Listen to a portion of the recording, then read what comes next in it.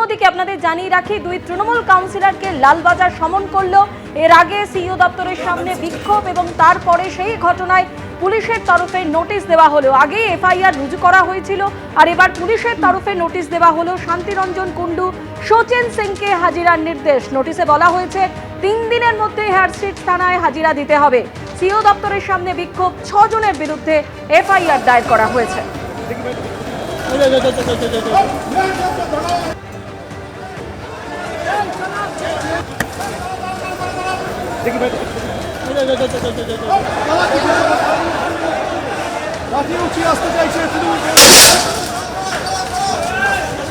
গত 31 তারিখ ঠিক কি পরিস্থিতি তৈরি হয়, সিইও দপ্তরের সামনে একেবারে তাণ্ডব চালানো হয়।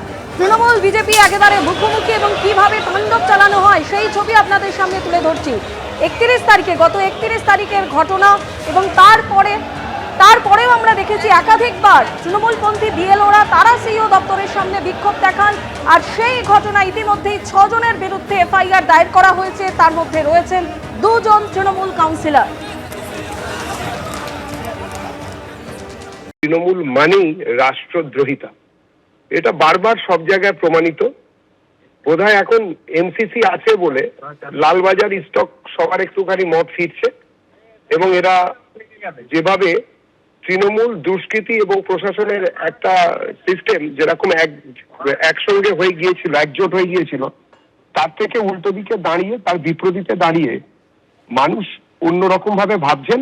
এবং এরপরে যে সরকার আসবে সেটা বিজেপির সরকার, তখন আর এইসব সমস্যা হবে না। নোটিশ কি আছে? 41 এর নোটিশ দেবে হয়তো, আমি নতুন জানি না ন্যায় সংহিতা কি বাজে, তো 41 এর নোটিশ দেবে, ওরা কমপ্লাই করতেই যাবে। ল অ্যাবাইডিং সিটিজেন বা ওরাও মানে আইনজীবীর মতামত নেবে।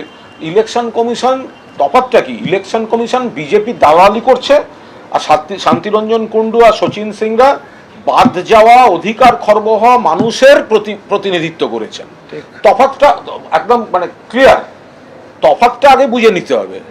ইলেকশন কমিশন বিজেপি দালালি করেছে, আর সচিন সিং, শান্তিরঞ্জন কুণ্ডু বা যাদের নামে ওরা নোটিশ পাঠাচ্ছে, তারা অগণতান্ত্রিকভাবে যাদের ভোটাধিকার কেড়ে নেওয়া হচ্ছে, ভোটার লিস্ট থেকে বাদ দেওয়া হচ্ছে, তাদের হয়ে কথা বলছেন বা মানুষের ভোটাধিকার রক্ষার জন্য ওখানে নজরদারি করছেন।